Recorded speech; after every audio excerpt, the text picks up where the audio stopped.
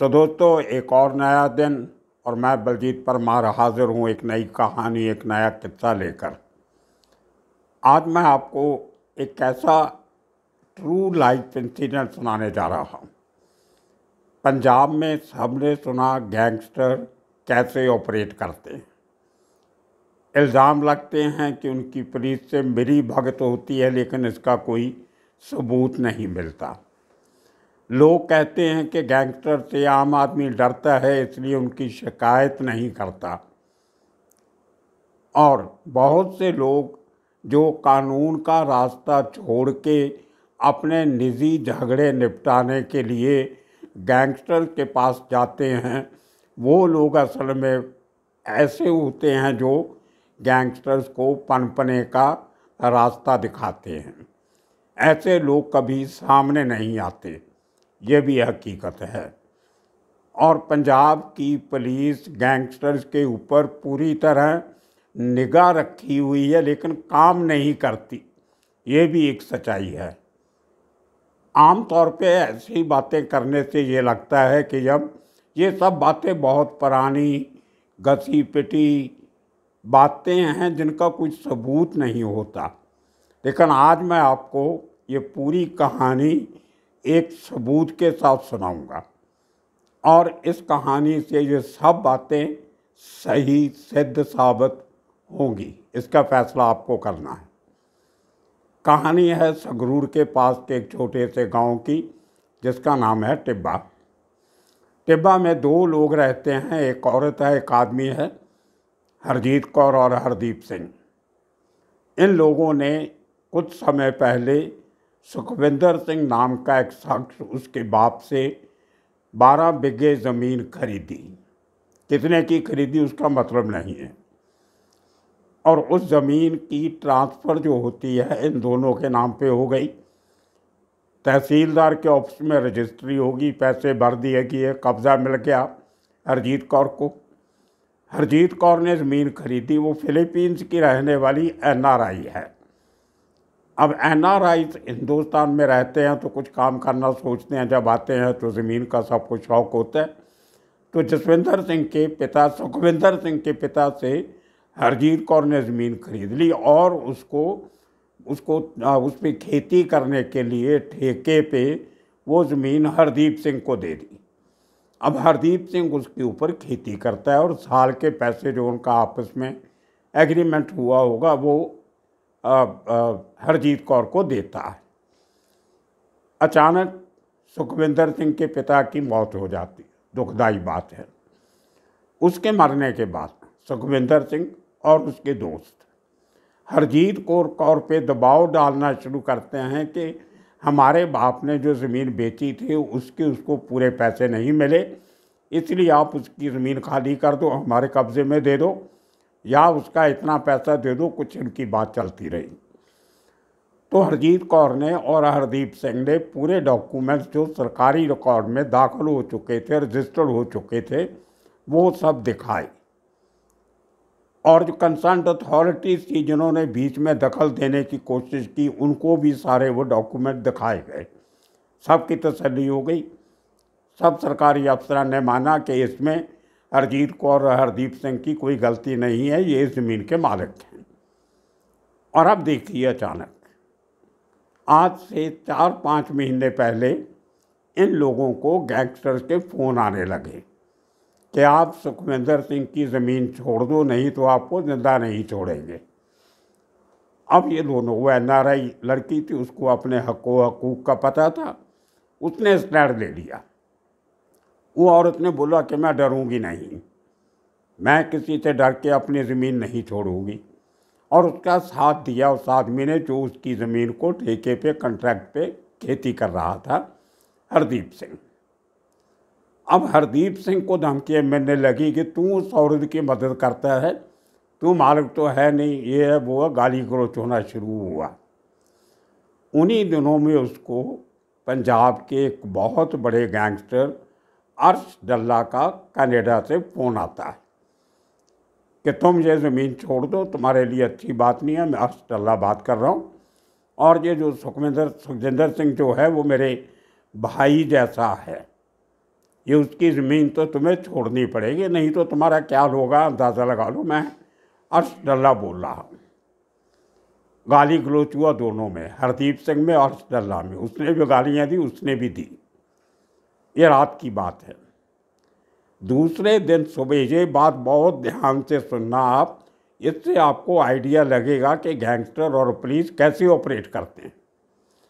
ये झगड़ा गाली गलोच रात को होता है अर्श डल्ला का और हरदीप सिंह का।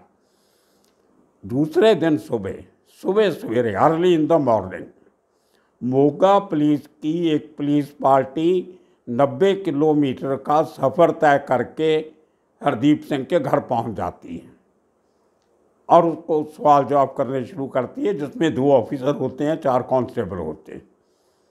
2 आदमी यूनिफॉर्म में, बाकी सिविल में। CIA स्टाफ उन्होंने बोला कि हम मोगा के हैं। उन्होंने हरदीप सिंह को धमकाना शुरू किया क्वेश्चनिंग में कि तुम गैंगस्टर से बात करते हो, बताओ तुम्हारा क्या रिश्ता है गैंगस्टर के साथ, तुमने उसको क्यों फ़ोन किया। तो हरदीप सिंह ने कहा कि मैंने उसको फ़ोन नहीं किया, उसका फ़ोन मुझे आया था, लेकिन आपको ये बात कैसे मालूम पड़ी। तो मोगा पुलिस का CIA स्टाफ का ऑफिसर हरदीप सिंह को बताता है कि हमने अर्श डल्ला का फ़ोन सर्विलेंस में रखा हुआ था, वो जिससे भी बात करता है वो हम सब सुनते हैं, उसको रिकॉर्ड करते हैं, और कल जो तुम्हारी बात हुई वो भी हमारे पास पूरी रिकॉर्ड हुई है। तो हरदीप सिंह ने बोला कि अगर आपने रिकॉर्ड की है पूरी बात, तो आपको पता होना चाहिए कि फ़ोन मैंने नहीं उसने किया था, धमकियां मुझे मिल रही हैं, आपको मेरी मदद करनी चाहिए, आप उल्टा मुझे डांट रहे हो कि मैंने उससे बात क्यों की। तो ये सवाल जवाब होने के बाद वो लोग इसको समझा बुझा के कि इस बात को बढ़ाना मत, ये गैंगस्टर बड़े ख़तरनाक लोग होते हैं, तुम किसी पंगे में मत पड़ो। ऐसी कुछ बातें हुई जो कुछ खुल के बोलने से हरदीप सिंह टेलीफोन पे घबरा रहा था, लेकिन उसके डॉक्यूमेंट्री एविडेंस सारी मुझे दे दी। अब फ़ोन पे कुछ लोग बात करने से कतराते हैं कि मैं कहीं उसकी बात रिकॉर्ड नहीं कर रहा हूँ, हालांकि मैं करता नहीं हूँ। मैं बिना पूछे कभी भी किसी के फ़ोन की कन्वर्सेशन रिकॉर्ड नहीं करता हूँ। तो वो पुलिस पार्टी चली जाती है। उसके बाद उसको बयान दर्ज करवाने के लिए मोगा बुलाया जाता है। तो हरदीप सिंह मोगा जाता है, उसका बयान दर्ज होता है, जिसमें पूरी कहानी वो अपनी जो सच्ची कहानी होती है वो करके आ जाता है। वहाँ के जो SSP होते हैं, उनका नाम भी बताया था मुझे उसने, मैं लेना नहीं चाहता। उन्होंने कहा कि हरदीप सिंह तुम्हें डरने की ज़रूरत नहीं है, जो आदमी तुम्हें मारने आए तुम उसे मार देना, हम संभाल लेंगे, हथियार रखो अपने पास और मुकाबला करो। तो हरदीप सिंह को बहुत हौसला हो गया कि ये तो बहुत अच्छी बात है। तो लेकिन उनके पास हथियार नहीं था, उनकी बीवी के पास पे एक वेपन है, एक रिवॉल्वर है। तो लोकल पुलिस जो थी, जब इसको हरदीप सिंह इन्फॉर्म करने गया, जो संगरूर की शेरपुर पुलिस स्टेशन पड़ता है, जब वहाँ पे पूरा बयान करने गया कि मुझे गैंगस्टर की धमकी मिल रही है, इस तरह मोगा पुलिस ने मेरा बयान दर्ज किया है, आप मेरी उस गैंगस्टर और सुखविंदर सिंह और एक और आदमी है, उनके खिलाफ केस दर्ज कीजिए, मुझे वो गैंगस्टर से धमकी दिलवा रहे हैं। लोकल पुलिस ने कोई केस रजिस्टर नहीं किया, उल्टा जो उसकी बीवी का वेपन था, बीवी के नाम पे जो लाइसेंस्ड वेपन है, वो भी जमा करवा लिया कि तुम कहीं गोली नहीं चला दो पकड़ के, और उसको डराया कि ये हथियार सिर्फ तुम्हारी पत्नी चला सकती है, तुम नहीं चला सकते। उसने फिर पीछे लग के इधर उधर अप्रोच करके कुछ लोगों को साथ लेके अपनी बीवी का वो लाइसेंस हथियार वापस लिया कि हमारे पूरे परिवार को जान का खतरा है। तो अब देखिए, इतना बड़ा सबूत खुद पुलिस के पास है। पुलिस ने एक गैंगस्टर का फ़ोन सर्विलेंस पे लगा के रखा हुआ है, वो किससे बात करता है पुलिस को पता है, लेकिन केस रजिस्टर करने के लिए कोई तैयार नहीं है। उसके बाद जब लोकल पुलिस स्टेशन ने केस नहीं लिया तो हरदीप सिंह एसएसपी को जाके मिलता है, आईजी रेंज को मिलता है, कहीं उसकी सुनवाई नहीं होती, कोई केस रजिस्टर नहीं होता। मैंने आपको कहा लोग ऐसे केसेस में पर्चा दर्ज करवाने से डरते हैं, लेकिन ये शख्स पर्चा दर्ज करवाने जा रहा है, पुलिस को तो खुश होना चाहिए कि एटलीस्ट कोई ना कोई आदमी तो गैंगस्टर के सामने खड़ा हुआ है और एक केस दर्ज करवाने आया है, लेकिन कुछ नहीं हुआ।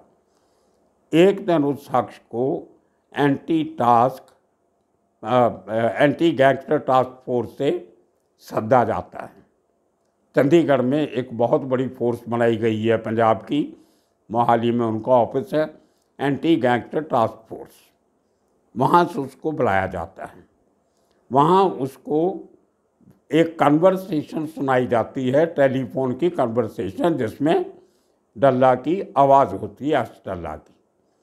इस आदमी से पूछा जाता है कि क्या ये वही आवाज़ है जिस आवाज़ से आपको धमकी दी गई थी। उस शख्स ने सोचने के बाद, देखने के बाद, सुनने के बाद बताया कि जी यही आवाज़ है, यही शख्स मुझे धमकियां दे रहा है, फ़ोन कर रहा है। और उसका फ़ोन जो जिस नंबर से आता है वो नंबर भी उसने जब पुलिस को दिया तो वो वही नंबर निकला जो मोगा पुलिस ने सर्वेलेंस पे लगाया हुआ था, सीआईए स्टाफ ने।